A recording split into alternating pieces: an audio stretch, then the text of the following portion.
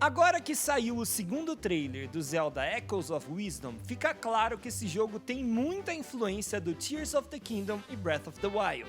Por conta disso, essas são 10 novidades do novo trailer que tem relação com esses dois jogos. Vou começar falando do que pra mim foi a novidade mais legal do trailer. A habilidade que faz com que a Zelda se vincule a objetos ou criaturas que estiverem ao seu redor. O Bind, que em português foi traduzido para sincronizar, também lembra um pouco a mecânica do Ultra Hand do Tears of the Kingdom. Não só pelo uso, mas também porque o design dos dois poderes é bem parecido. E em alguns casos o uso também é exatamente igual. Por exemplo, quando ela usa esse poder para tirar uma pedra do caminho. Ou então quando ela pega o porco-espinho para ferir os inimigos. E ainda quando ela desenterra um baú, igualzinho a gente faz no Tears of the Kingdom.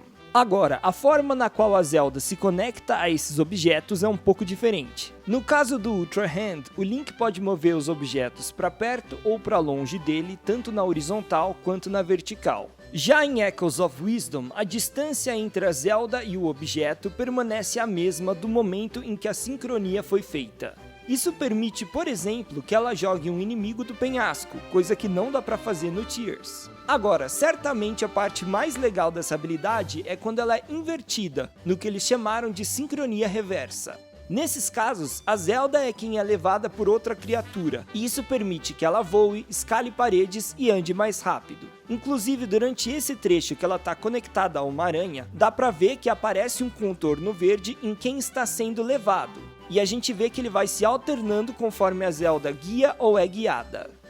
Quando aparecem os 4 reinos do jogo, também é impossível não lembrar dos grandes reinos de Breath of the Wild e Tears of the Kingdom. As regiões de Gerudo e Eldin são muito parecidas com aqueles dois jogos. Já a região cheia de água tem a diferença de que em Echoes of Wisdom abriga 2 tipos de Zora diferentes, uma espécie que vive no mar e outra que vive no rio. E apesar dos Decos não estarem nos outros 2 jogos, eles moram numa região chamada Faron, que é pantanosa. E tanto em Breath of the Wild quanto em Tears of the Kingdom existe um pântano com o mesmo nome. Outra novidade trazida no trailer é a mecânica de fazer sucos, que é bem parecida com a de cozinhar em Breath of the Wild e Tears of the Kingdom. No caso do Zelda Echoes of Wisdom, a gente vai poder usar os ingredientes que a gente coletar ao longo do jogo para poder fazer essas receitas. A grande diferença é que em Breath e Tears a gente usa aquelas panelinhas para poder cozinhar, e nesse caso a gente vai ter que ir até o quiosque dos sucos, onde a Zelda vai ser atendida pelo Decomerciante. Sim, esse é o nome dele na versão brasileira do jogo. E eu acho que eles fizeram isso porque senão ia ficar quiosque do Deku, ia ficar um pouco estranho. Um detalhe muito divertido do trailer é que os NPCs reagem aos ecos que a Zelda cria. Nesse trecho a gente vê uma moça de Gerudo chocada com a cama que a Zelda acabou de criar. E claro que esse tipo de reação dos NPCs também estava presente em Breath of the Wild e Tears of the Kingdom.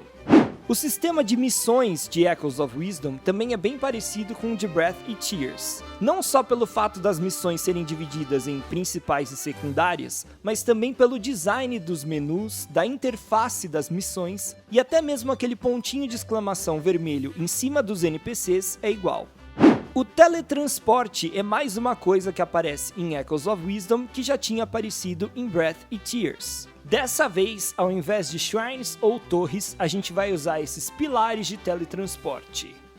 O trailer também revelou que a Zelda vai poder andar a cavalo para se deslocar mais rápido pelo mapa. E mais uma vez a gente vê algumas semelhanças com a forma de cavalgar de Breath e Tears. Primeiro porque o cavalo também fere os inimigos que estiverem no seu caminho. Ele também pula cercas e pequenos degraus. Só não ficou muito claro como é que a gente vai fazer para conseguir esses cavalos. Será que a gente vai comprar? Será que a gente vai pegar na natureza, assim como no Tears e no Breath?